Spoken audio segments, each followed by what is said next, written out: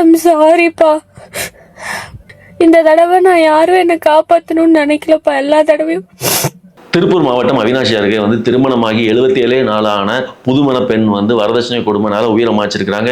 அவங்க திருமணத்தின் போது 300 பவுன் நகையும் கிட்டத்தட்ட 3 கோடி ரூபாய் செலவு பண்ணி மிக பிரம்மாண்டமாக கல்யாணம் பண்ணியிருக்கிறாங்க. கிட்டத்தட்ட அந்த கல்யாணம் 77 நாள் அது முடிஞ்சு போச்சுது. இந்த வாழ்க்கை வேண்டாம், முடிச்சிருக்கலாமே, பொறுமையா இருந்திருக்கலாமே நீங்க யோசிச்சிருந்தா.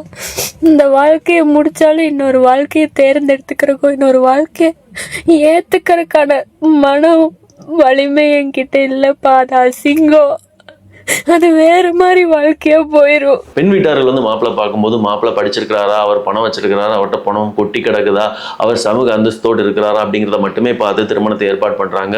நம்ம பெண் அங்க போய் வாழ்றதுக்கு தகுதியான இடமா, மாப்பிள்ளை நம்ம பிள்ளைய நல்லா பார்த்துக்குவாரா அப்படிங்கிறத ஆராய்ஞ்சி பொண்ணு கொடுத்தாங்க அப்படின்னா இந்த மாதிரியான நிகழ்வுகள் தவிர்க்கப்படலாம் அப்படின்னு நினைக்கிறேன்.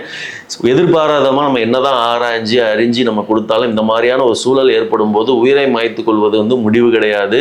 நம்ம பெற்றோர்கள் கலந்து ஆலோசிச்சு வேற நல்ல முடிவுகள் நிறைய விஷயங்கள் இருக்குது, அதை நோக்கி நம்ம பயணிச்சிருக்கலாம். இந்த மாதிரியான நிகழ்வு திரும்பவும் நடக்காம இருக்கணும் அப்படிங்கிறத என்னோட வேண்டுகோளோடு இந்த வீடியோ முடிக்கிறேன். உங்களோட கருத்து என்ன அப்படிங்கிறத கமெண்ட்ல சொல்லிட்டு போங்க.